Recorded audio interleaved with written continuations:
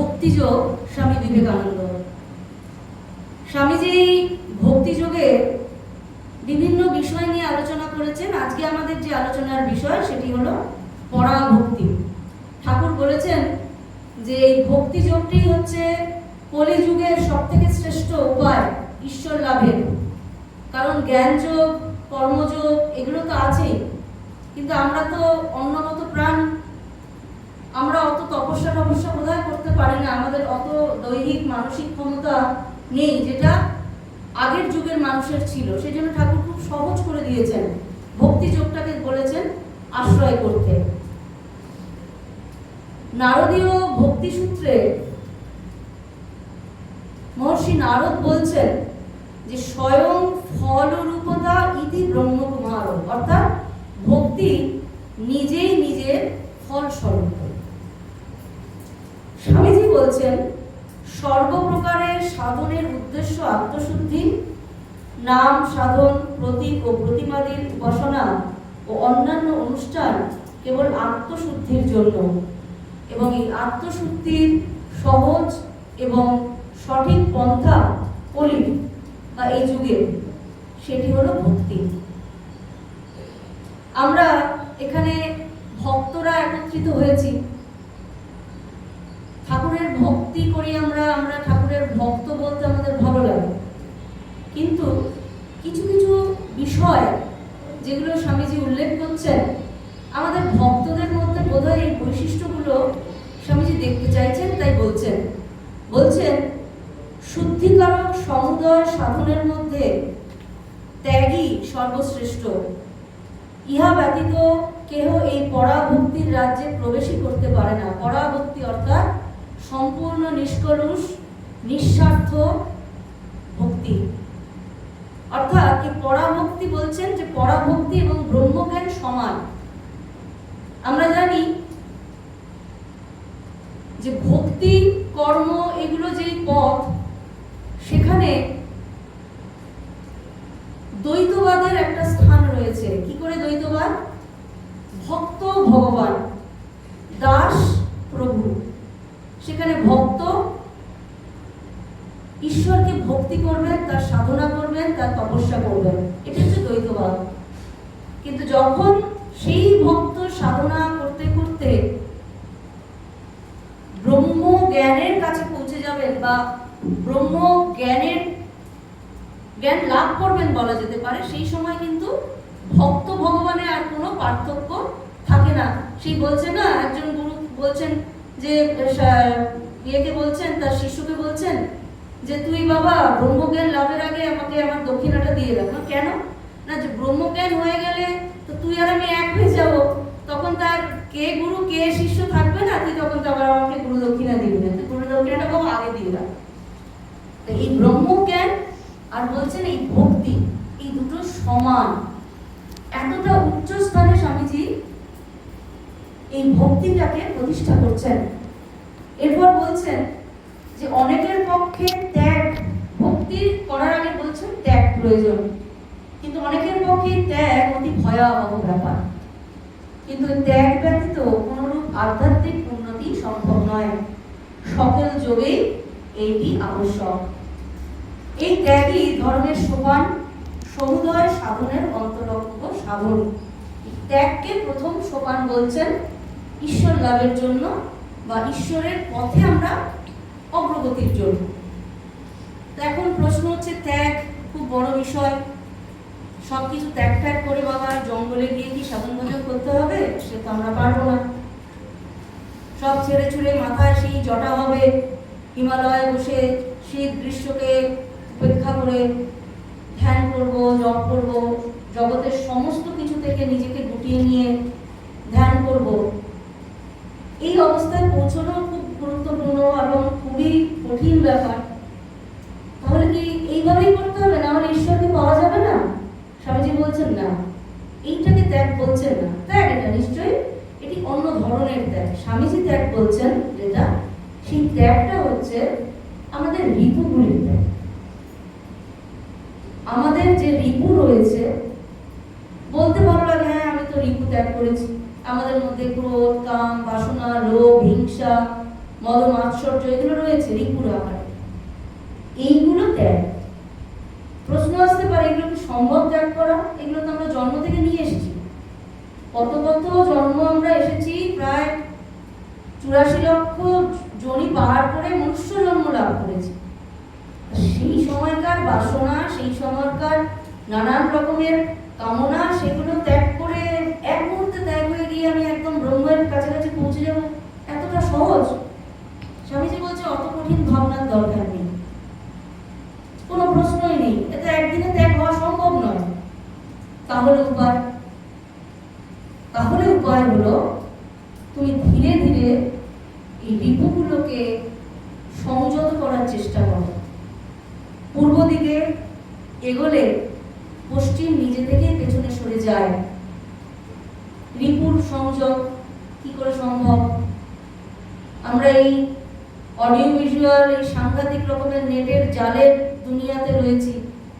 প্রতি মুহূর্তে একটা ক্লিক করলে মোবাইলে এমন সব আসছে, সেইখানে আমরা সংযম করব, আত্মসংযম, মনসংযম, বুদ্ধির সংযম, খুব কঠিন বিষয়। কি করে সম্ভব? স্বামীজি সেটারও রেমেডি বলছেন আত্মসংযমের আগে তুমি যেটা করবে সেটি হচ্ছে শরণাগতি। আগে যাচ্ছেন, আমরা এগোই যাচ্ছি, স্বামীজি তার আগের পন্থাগুলো বলছেন, অর্থাৎ ছাদে ওঠার সিঁড়িগুলো কিন্তু স্বামীজি বলছেন একতলা থেকে 10 তলায় ওঠার সিঁড়ি না, বলছে তুমি 5 তলায় দাঁড়িয়ে আগে 1 তলায় নামো, পেছন দিকে যাও, 1 তলা থেকে এবার 10 তলায় টানা ওঠার চেষ্টা করো, তাহলে দেখবে তুমি সহজে এবং সঠিক পদ্ধতিতে তুমি 10 তলায় উঠতে পারবে, সঠিক পথ অবলম্বন করতে পারবে। তাহলে বললেন প্রথমে ত্যাগ বড়ই কঠিন, সেটা এই যুগে এই মুহূর্তে দাঁড়িয়ে ত্যাগ করা খুব কঠিন, শুনেই ভয় লাগে। তারপর স্বামীজি বললেন ঠিক আছে, ত্যাগের থেকে আগে তুমি করো সংযম। বাবা সংযম কি করে করবো? ঠিক আছে, সংযমের প্রয়োজন নেই, তুমি সংযম হবে, তুমি জোর করে কিছু সংযম করতে যেও না। তুমি যেটা করবে শরণাগত, আগে তোমার শরণাগত হয়ে ঈশ্বরের শরণাগত হয়ে, যে দেখো বাবা, ঠাকুর মাকে বলা যে আমি অধম তোমার সন্তান। আমরা নিজেদেরকে ভক্ত বলি, বুদ্ধিমান বলি, মানুষ বলি, যাই বলি, আমি রক্ত মাংসের একটি মানুষ, কামনা বাসনা রিপু নিয়ে আমি তোমার কাছে উপস্থিত। তবে আমি যেমনই হই না কেন আমি তোমার। মা তো বলছেন এই ক্ষেত্রে ধুলো কাদা মেখে ছেলেরা আসবে, মা ধুয়ে মুছে নেবেন, ধোয়া মোছার কাজ আমি করতে পারবো না, ওইসব তুমি বোঝো। আমি যেমনই হই আমি তোমার শরণাগত। আমি খারাপ, আমি হিংসুক, আমি কামনা বাসনায় পূর্ণ, যেমনই হই আমি তোমার। যখন যমুনায় কালীয় দমনে শ্রীকৃষ্ণ কালীয় দমন করছেন, কালীয় দমনের পর কালীয় নাগ এসে ভগবানকে প্রণাম করছেন, তখন ভগবান বলছেন যে কি তুমি এইরকম বিষ ছড়াচ্ছ কেন, ছড়িয়েছিলে কেন? তোমার যমুনার বিষকে তুমি জলকে একদম বিষ করে ফেলেছো, কেউ পান করতে পারেননি। তো বলছেন যে যা দিয়েছো তো তুমিই দিয়েছো, আমার যা আছে আমি তোমার তাই দিয়েছি, তুমি আমাকে যা দিয়েছো আমি জগৎকে তাই দিয়েছি। তেমনি আমরাও ঈশ্বরকে বলবো তুমি তো দিয়েছো, এই রিপুগুলো তোমার দান, শরীরটা তোমার দান, এই জগতে তুমি আমাকে পাঠিয়েছো, কিছু একটা নির্ধারণ করে পাঠিয়েছো, আমার প্রত্যেকটা নিঃশ্বাস প্রশ্বাস তোমার দান, আমাকে যা দিয়েছো আমি তাই তোমার পায়ে দিলাম, তুমি আমাকে ঘষে মেজে ধুয়ে পরিষ্কার করে গ্রহণ করো। তাহলে এই শরণাগতি হচ্ছে প্রথম স্টেপ। তারপর সংযমের চেষ্টা। শরণাগতি হলে সংযম আসবে। এখন বলা যেতে পারে শরণাগতি হলে সংযম আসবে। এই প্রসঙ্গে ঠাকুরের আমরা একটি বিষয় উল্লেখ করতে পারি, যেখানে ঠাকুর গিরিশচন্দ্র ঘোষকে বলছেন, গিরিশচন্দ্র ঘোষ বলছেন তুই পান করা ছেড়ে দে, তুই এসব খাস না। গিরিশচন্দ্র ঘোষ বলছেন আমি ওই না খেয়ে থাকতে পারবো না, আমি এসব পারবো না, যে না তোকে পারতেই হবে, না না আমি আর পারবো না, সারাদিন অনেক কাজের মধ্যে থাকি, অনেক চিন্তা অনেক দুঃখ আমি সহ্য করি, আমি এটা ছাড়তে পারবো না। তবে নাম টাম করতে পারবি তো? অত নাম টাম আমি করতে পারবো না, রাতে শোয়ার আগে 3 বার হাততালি দিয়ে ভগবানের নাম করতে পারবি তো? পারে। বেশ, ঠাকুর তাতেই রাজি। ঠিক আছে তুই পান কর, আমার কিছু বলার নেই, তোকে ছাড়তে হবে না। এই যে ঠাকুর বললেন তোকে ছাড়তে হবে না, তার মানে কি তোকে আমি ছাড়িয়ে নেব। গিরিশ ঘোষ রাতে বাড়িতে সেই পানীয় বস্তুটির বোতলের মুখটা খুলে বসছেন, গ্লাস সাজিয়ে ঢেলেছেন গ্লাসে, পান করবেন, দেখছেন সেখানে ঠাকুর। পানের বোতলে দেখছেন ঠাকুর স্বয়ং প্রকাশিত হয়ে আছে, স্পর্শ করতে পারছেন না। ভাবছেন এই আমার কি হলো, আমার কি মাথাটা খারাপ হয়ে গেল? ওই যে শরণাগতি, তাই সংযম করে কিছু ত্যাগ করাটা কঠিন, কিন্তু শরণাগতি হলে তিনি করিয়ে নেন। দরকার হয় না নিজে থেকে সচেষ্ট হওয়ার, আমি তোমার, তুমি আমাকে করিয়ে নাও। গিরিশ ঘোষ আর সেই পানীয় বস্তু সে আর স্পর্শ করতে পারছেন না। এরপর স্বামীজি বলছেন, মানবাত্মা সংসারের সমুদয় বস্তু দূরে ফেলিয়া গভীর তত্ত্বসমূহ অনুসন্ধান করে যখন চৈতন্য স্বরূপ মানব বুঝিতে পারে, দেহেরূপ জড়ে বদ্ধ হইয়া জড় হইয়া যাইতেছি এবং ক্রমশ বিনাশের পথে অগ্রসর হইতেছি, তখন সে জড় পদার্থ হইতে নিজের দৃষ্টি সরাইয়া লয়। তখনই ত্যাগ আরম্ভ হয়, তখনই প্রকৃত আধ্যাত্মিক উন্নতি আরম্ভ হয়। ওই যে শরণাগতি, শরণাগতির ফলে ত্যাগ নিজে থেকে আসছে, যেখানে জড় বস্তুর প্রতি ভক্তের বা মানুষের ধীরে ধীরে ধীরে ধীরে মন উঠে যাচ্ছে। ভোগের বস্তু তারা তখন ভালো লাগছে না, পাশের মতো লাগছে, মনে হচ্ছে এগুলো পাশ আমাকে বদ্ধ করবে। সে নিজেকে ধীরে ধীরে গুটিয়ে নিচ্ছে। এরপর স্বামীজি বলছেন,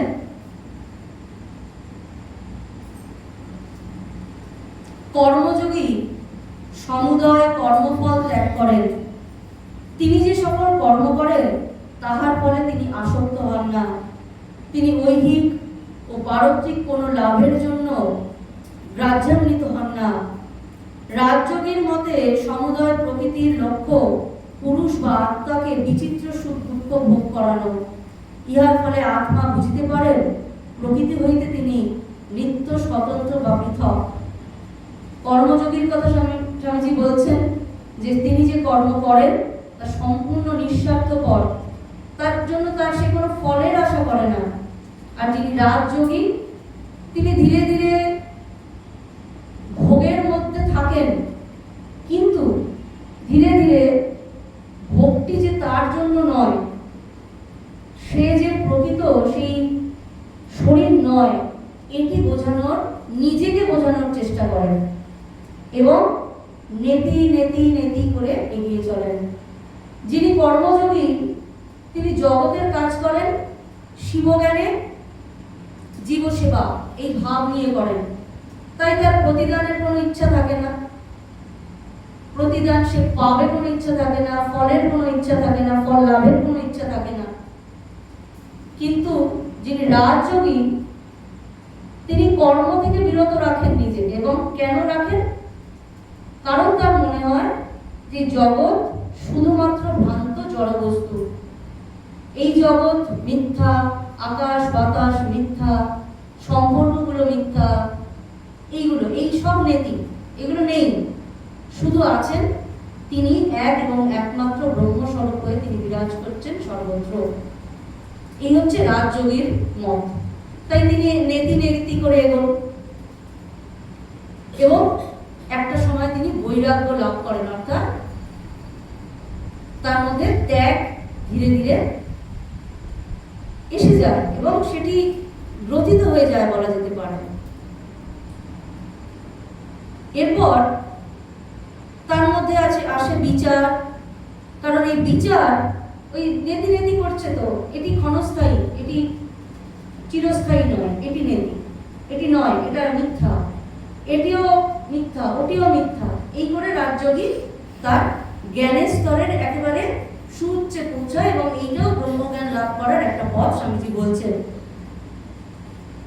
এরপর বলছেন যে সকল প্রকার বৈরাগ্য অপেক্ষা, এই যে বৈরাগ্য কর্মযোগীর এলো, যার বৈরাগ্য হচ্ছে সে ফলের আশা করবে না। রাজযোগীর বৈরাগ্য হলো যে সকল কিছুই নেতি, তার সঙ্গে আন্তরিকতা বা তাতে আসক্ত হওয়াটা ভ্রান্ত ধারণা, এতে ভুল। স্বামীজি বলছেন এই যে বৈরাগ্য, সকল প্রকার বৈরাগ্য থেকে সব থেকে উচ্চ মানের বৈরাগ্য হলো এবং স্বাভাবিক বৈরাগ্য হলো ভক্তি যোগের বৈরাগ্য, যার মধ্যে এসেছে যিনি ভক্তি যোগ সাধন করছেন। কারণ ইহাতে কোনো কঠোরতা নাই, জোর করিয়া ছাড়িতে হয় না, ভক্তের ত্যাগ অতি সহজ, চারিদিকের দৃশ্যের মতো অতি স্বাভাবিক। এই ত্যাগেরই প্রকাশ আমরা আমাদের চতুর্দিকে প্রতিদিন দেখিতে পাই। এই ত্যাগ বলছেন ভক্তির ত্যাগ কেমন, তাতে জোর করতে হয় না এবং তাতে কঠোরতাও অবলম্বন করতে হয় না। একজন মা যখন একটি শিশুকে জন্ম দেয়, 10 মাস তাকে নিজের শরীরের মধ্যে পালন পোষণ করেন, নিজের রক্ত দিয়ে তাকে নিজের শরীরে ধারণ করে থাকেন এবং তার সমস্ত জীবনটা তখন উৎসর্গকৃত হয় ওই শিশুটির জন্য। তার সমস্ত কিছু ত্যাগ করে ফেলেন তিনি। তার হয়তো একটু ঘুরে বেড়াতে ভালো লাগছে, মা সেটা ত্যাগ করছেন। তার হয়তো একটু বাইরে ঘুরে একটু খাওয়া দাওয়া করতে ভালো লাগছে, না, ত্যাগ করে দিলেন, কারণ শিশুটির ক্ষতি হতে পারে। তার হয়তো একটু বই পড়ে রাত জেগে বই পড়ার অভ্যাস ছেড়ে দিলেন, কারণ আমার ভেতর যে রয়েছে তার ক্ষতি হতে পারে, মা ত্যাগ করছেন। যখন প্রসব করবেন শিশুটিকে, সেই সময় মায়ের প্রাণও হানি হতে পারে, সেটা মা জানেন, সেই ভয়টাকেও ত্যাগ করছেন। নিজের অজান্তে এই যে মা ত্যাগ করে যাচ্ছেন, কিন্তু এটি হচ্ছে ভালোবাসা, ভক্তির ত্যাগ। তাই স্বামীজি বলছেন ভক্তির ত্যাগে কঠোরতার প্রয়োজন হয় না, ভক্তির ত্যাগে যেটা থাকে সেটা স্বাভাবিক। এই ত্যাগ আমরা দেখছি। আমরা যদি একটি গাছের দিকে তাকাই, তার ত্যাগটা দেখতে আমরা ভাবি গাছ কি করছে, তো দাঁড়িয়ে আছে, কিছুদিন ছোট ছিল, বড় হয়েছে, ফল দেবে, একটা সময় ফল ধারণ ক্ষমতা চলে যাবে। প্রতি মুহূর্তে সে ত্যাগ করে যাচ্ছে অক্সিজেন, যাতে আমরা বেঁচে থাকি। প্রতি মুহূর্তে সে বায়ু দিয়ে মেঘকে ডেকে আনছেন, যাতে জল সিঞ্চিত হতে পারে আমাদের এই ধরিত্রীতে। প্রতি মুহূর্তে সে ফল দেওয়ার জন্য, যাতে মানবকুল ফল পায়, তার জন্য সচেষ্ট। প্রতি মুহূর্তে তিনি ছায়া দিয়ে চলেছে, যে একটু জিরো, তাপিত মানুষ একটু জিরো। ত্যাগ নয় কি এটা? একটি ছোট্ট পাখি, সে ডিম পেড়েছে তার ছোট্ট পাখির বাসাটায়, বুকের রক্ত জল করে কি সাংঘাতিক ভাবে ঝড়, জল, বৃষ্টি, সাপ, ডেজি সমস্ত কিছু দিয়ে, ডানা দিয়ে, ছোট্ট ছোট্ট দুটো দানা দিয়েছে তাকে, ওই ডিমগুলোকে রক্ষা করছে, যে ওর ভেতর থেকে একটা সময় নতুন প্রাণ সঞ্চার হবে। তার নিজের জীবন চলে যাচ্ছে, হয়তো চলেও যায়, সে সন্তানকে রক্ষা করছে। এটা কি ত্যাগ নয়? পূর্ণনাভ, যাকে আমরা মাকড়সা বলি, সে সুন্দর জাল তৈরি করে এবং এই জালের মধ্যে যখন পোকামাকড় আসে, সে সেটি খায়। সে যখন বাচ্চা দেয়, তার ইতিহাসটা শুনলে অদ্ভুত লাগবে। সেই বাচ্চাগুলোকে সে পোকামাকড় নিজে না খেয়ে কীট পতঙ্গ খাইয়ে তার সন্তানগুলোকে সে বড় করে। একটা সময় এই মাকড়সার, এ তো একদম অবলা প্রাণী, আমরা জানি এর তো কিছু বোধ বুদ্ধি নেই, একদম নিম্ন জনির প্রাণী। একটা সময় যদি সে কোনো শিকার না পায়, কোনো কীট পতঙ্গ না পায়, তখন সে ওই মাকড়সাটি, বড় মা মাকড়সাটি জালের ঠিক মাঝখানটিতে আসে এবং তার শিশুদের, তার যে সন্তানাদি তারা বলে, তাদেরকে বলে, দেখ বাবা, আমি তোদের জন্য কীট পতঙ্গ বা খাদ্য জোগাড় করতে পারিনি, তোরা যতদিন বাঁচবি, তোদের তো বাঁচতে হবে, তোরা আমাকে খা। সেই বাচ্চাগুলো সেই মায়ের দেহ খেয়ে খেয়ে খেয়ে খেয়ে তারা বড় হয় এবং মায়ের মৃত্যু হয়। এর মত এইটা কি ত্যাগ নয়? আমরা প্রতি মুহূর্তে কি ত্যাগ দেখছি না? স্বামীজি সেটাই বলছেন, ত্যাগ বলতে বাপরে সবকিছু ছেড়ে, সেটা নয়, যে এটাও ত্যাগ। এই যে ত্যাগ, সেটা স্বাভাবিক, এটা ভালোবাসার ত্যাগ, এটা ভক্তির ত্যাগ। স্বামীজি বলছেন যে কখনো কখনো অবশ্য এই ভক্তির ত্যাগ বা ভালোবাসার ত্যাগটা একটা উগ্রতা ধারণ করে। আমার গোপাল বড়, তোমার রামলালা ছোট, আমার মহাদেব বড়, তোমার মা কালী ছোট।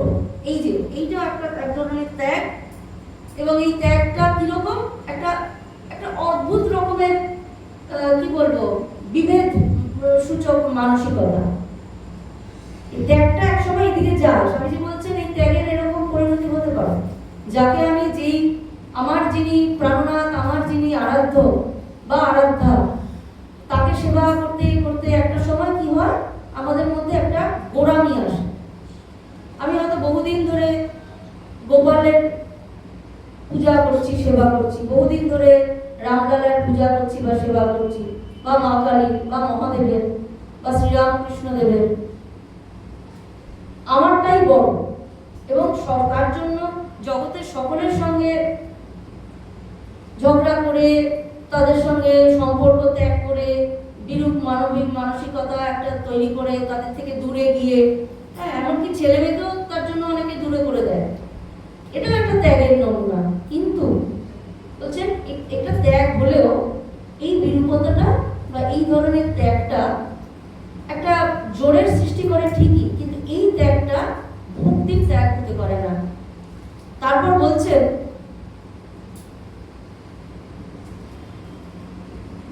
যে ইন্দ্রিয়, অশিক্ষিত লোক ইন্দ্রিয় সুখে উন্মত্ত, আর শিক্ষিত হইতে থাকিলে সে বুদ্ধিবৃত্তির চর্চায় অধিকতর সুখ পাইতে থাকে। যারা অশিক্ষিত, তারা ওই যে ত্যাগ বস্তুটাকে ভয় পাচ্ছে, কিন্তু সে যত আধ্যাত্মিক দিকে এগোচ্ছেন, তত তার মধ্যে ত্যাগের প্রতি ভালোবাসাটা আসছে এবং ভক্তির প্রতি একটা আকর্ষণ তার হচ্ছে।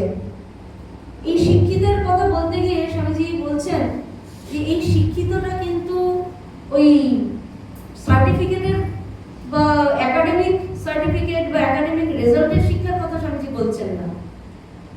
স্বামীজি বলছেন আধ্যাত্মিক শিক্ষার কথা, ধর্মীয় শিক্ষার কথা। কখনোই অপরাবিদ্যাকে বাদ দিয়ে পরাবিদ্যা গ্রহণ করা যায় না,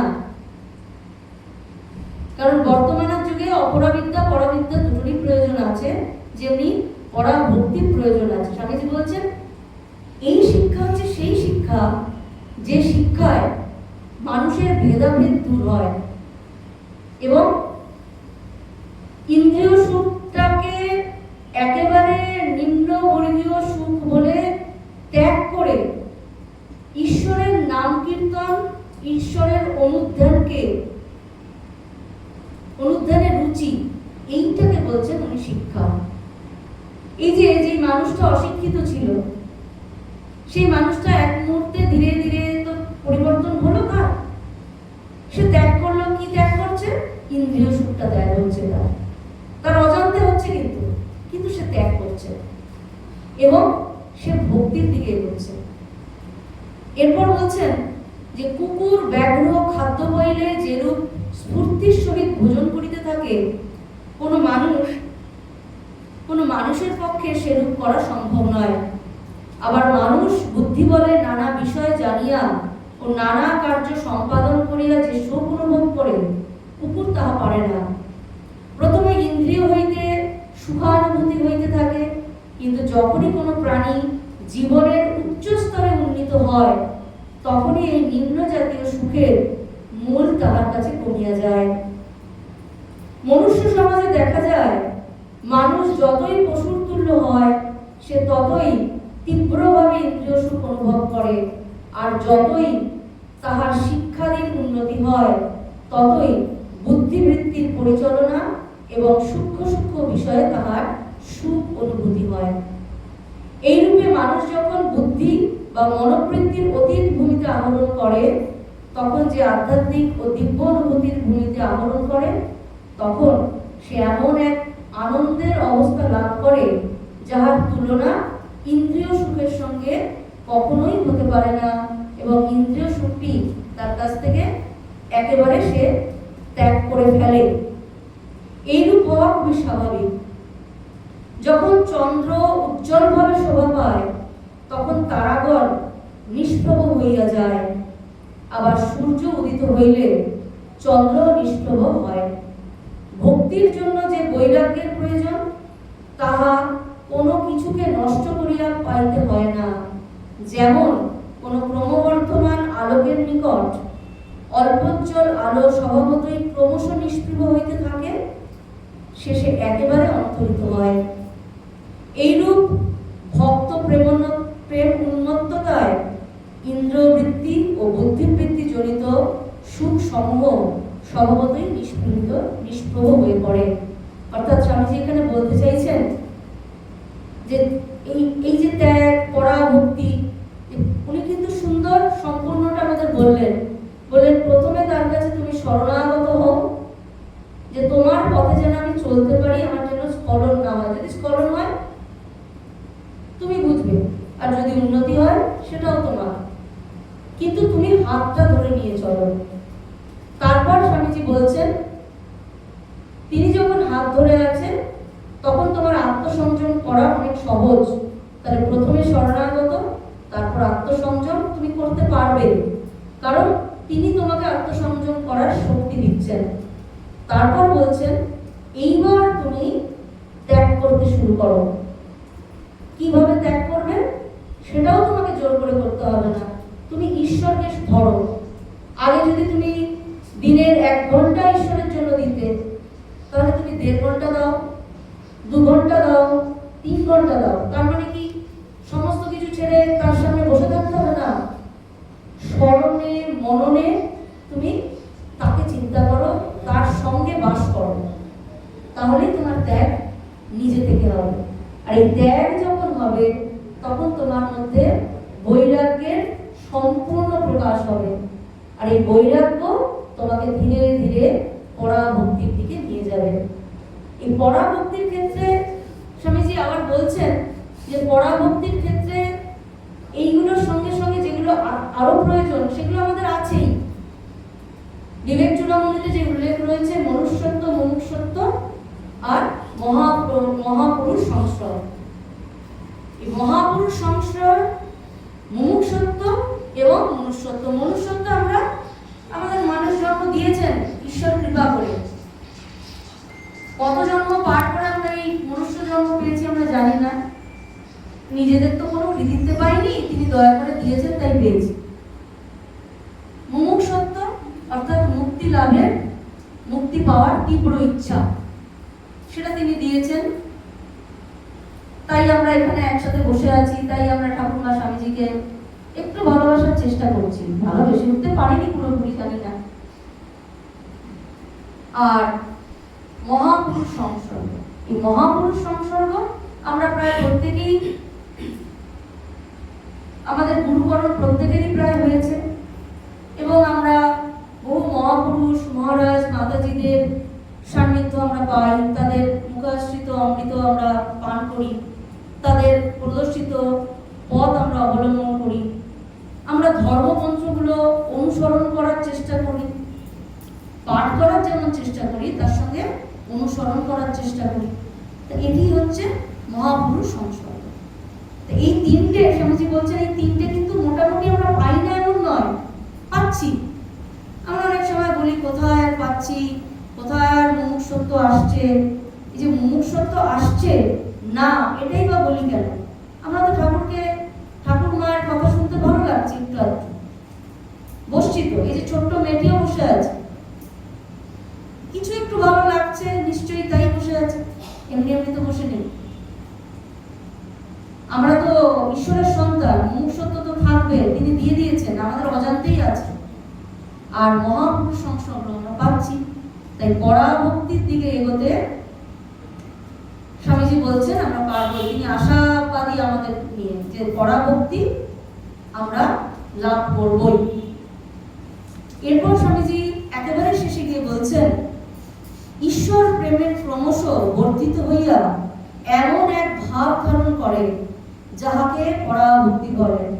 স্বামীজি বলছেন এই যে ঈশ্বর প্রেম, ঈশ্বর প্রেম, ঈশ্বর প্রেম আমরা বলছি, চেষ্টা করছি, দুবেলা ঠাকুরের সেবা করছি, একটু জপদান করছি করতে করতে যে ঈশ্বর প্রেম, এটি একটা সময় যখন পাকে তখন সেটি পরাভক্তির রূপ নেয়। আবার তুরীয়ানন্দজি কিন্তু অন্য কথা বলছেন। তুরীয়ানন্দজিকে যখন জিজ্ঞাসা করা হয়েছিল যে আপনি বলুন তো এই পরাভক্তি লাভ বা এটার উপায় কি, তিনি বলছেন ধর্ম, কিন্তু আর অন্য কথা নয়, বিষয়টা একই জায়গায় এসে পড়ছে। তিনি বলছেন মন মুখ এক করাকে ধর্ম বলে। এই মন মুখ এক করা আর বাকি এই সবটাই কিন্তু একই জায়গায় এসে আমরা দেখছি শেষ হচ্ছে। যে সাধক ঈশ্বরের জন্য এইরূপ প্রেম লাভ করিয়াছেন তাহার পক্ষে অনুষ্ঠান আর আবশ্যকতা থাকে না, শাস্ত্রের কোনো প্রয়োজন থাকে না, প্রতিমা, মন্দির, ভজনালয়, বিভিন্ন ধর্ম সম্প্রদায়, দেশ, জাতি, এইসব ক্ষুদ্র ক্ষুদ্র সীমাবদ্ধ ভাব ও বন্ধন আপনা হাত থেকে চলিয়া যায়।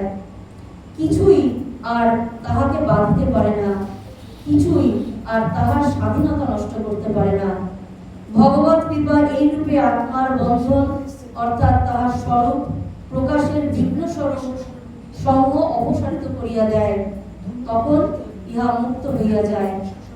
সুতরাং ভক্তি লাভের উপায় স্বরূপ এই বৈরাগ্য সাধনে কোনো কঠোরতা নেই, কোনো কর্কশতা নেই, কোনো শুষ্ক ভাব নেই, কোনো রূপ সংগ্রাম নেই, শুধুমাত্র নিষ্কলুষ ভক্তি।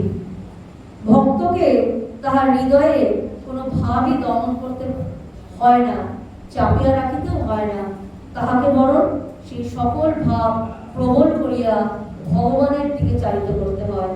বলছেন যত রকমের ভাব আছে, ভালোবাসা হতে পারে, প্রেম হতে পারে, ভক্তি হতে পারে, যে কোনো রকমের ভাব একত্রিত করিয়া তাহা ঈশ্বরে চালিত করাই হলো পরাভক্তির মূল সূত্র। আজকে এই পর্যন্তই। জয়তু শ্রীরামকৃষ্ণ। সকলে ভালো থাকবেন। আবারও সকলকে নতুন বছরের শুভেচ্ছা জানাই। ঈশ্বরের আশীর্বাদ সকলের ওপর বর্ষিত হোক। সকলে ভালো থাকবেন।